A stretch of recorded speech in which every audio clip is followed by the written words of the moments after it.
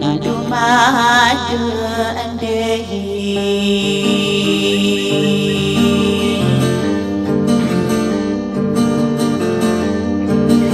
ingayat digenap mahmoran dekat tadi ikaw nakade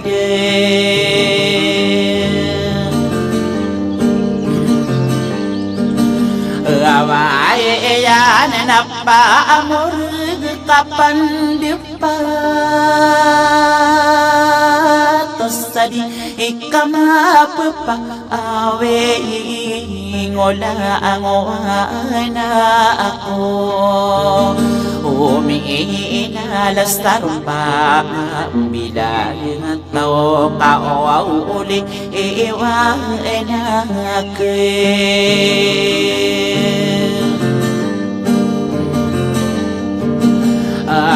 ay man nasma ayan mamurakwau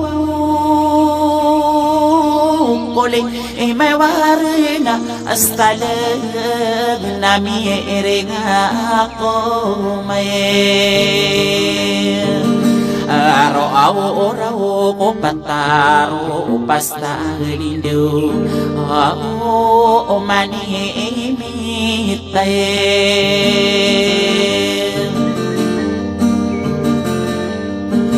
Adiay on nasumigay mga angarista o diyawa na bentong iinoko ng mga adat tao o kakaangiyekiyelay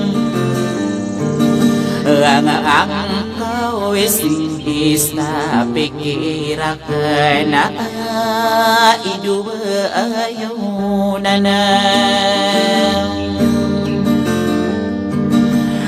di ay ito sa harap katotogaya agi idirulas no umalo ungo ay Diyos na lamang na istay lamang nas na lamang bos na tanong na ang waalolong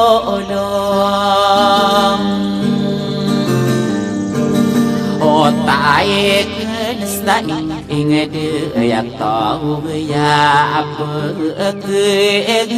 enatay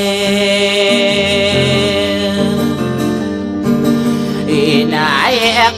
nakapangaling kukutuhay na adepan ako ka adina naso umanaw o sa makapipiyagi ginawa na tanong umangbe agiyay na ko dunia ako kira takagi yan ko na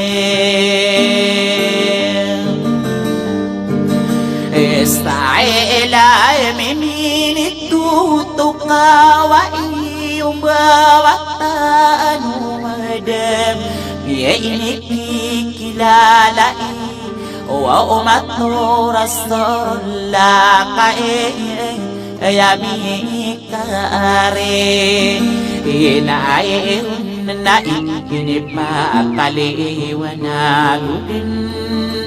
din umali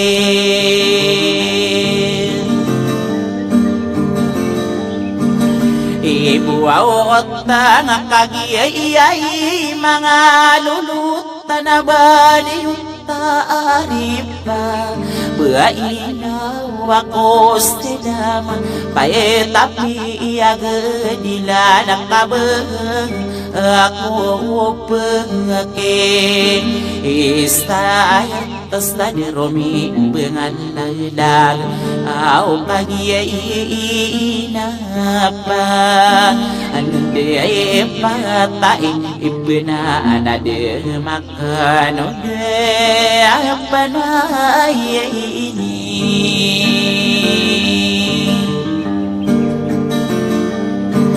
Kaya gudik kang ginawa inada ini kabengkas kaapgerisa mo na abiyo buulawan na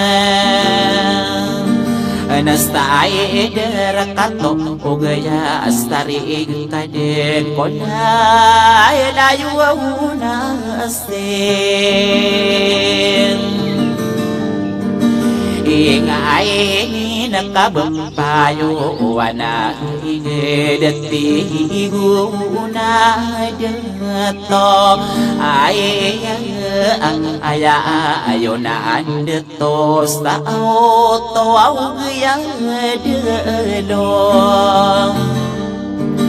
Oh my abiyay dan sana naranong na di tao na may kupo Yaidero las tomaado Aarap ka tato Gaya akaro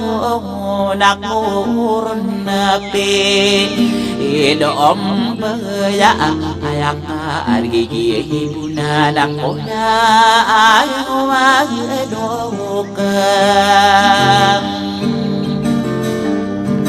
Estay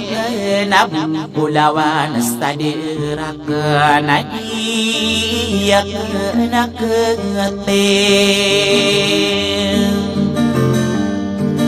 Igiyayra na kadigit Wane mamuawin Ukuna dato amin Pamilya pakura Aayayunan dato sa tato O tabang payo minde ko aulo naman nasto O gayo nakapagmakaastag din ko Wira upaano pamangdem Estay na buwag na katano di Bukit estadi depan at naginapannain Inaambar sa pagkaganatakan na di ko nakayapa Tawanan ng matatakas tolo Ako nastadi ko din nakaparan Rakta ginawa ko Ingat ko at tawagaya Ulang awan nastadem Araye na di iyak nagkatigiran na besok kalambe Ako auron na bederan ang korona kabesok akrayem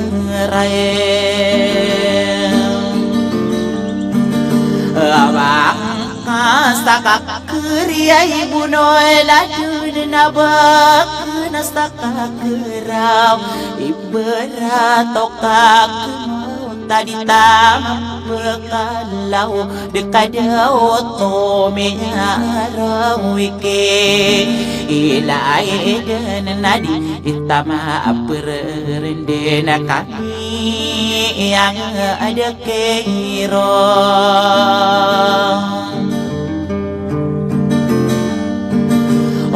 Wow, sana na ay pandapati Wow, kabang apiyagi Utoda na adumilang atawutaye Estay di nakampapaawi Hinganta na daw kanunay kay Ano ako ng kalang alayong tadim Natatapat dia na rin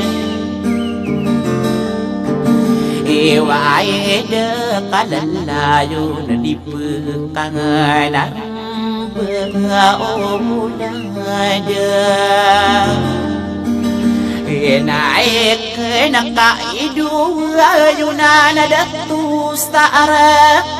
tatau ya ya idar lasto malaga ya ina nakamatang tos dani ya milpa aku aura aku soli ngayagu ya napa ikairam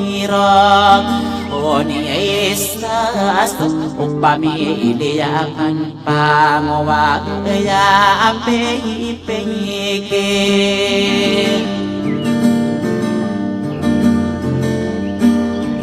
Iran ko pamilya ya panampay ngamong tao patora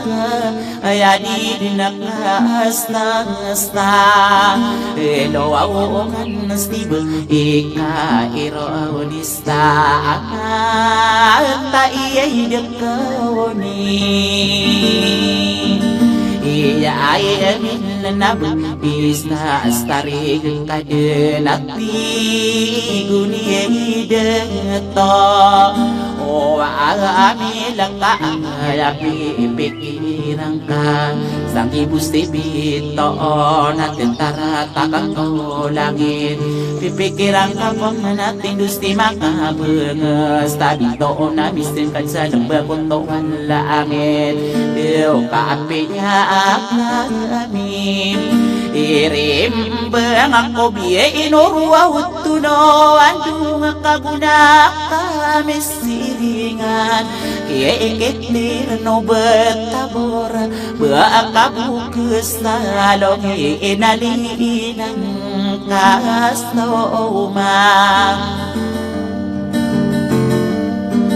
Agayan nakabulawang kaakila din nakaaapay-piyayike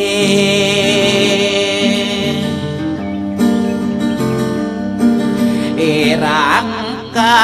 ay dukairon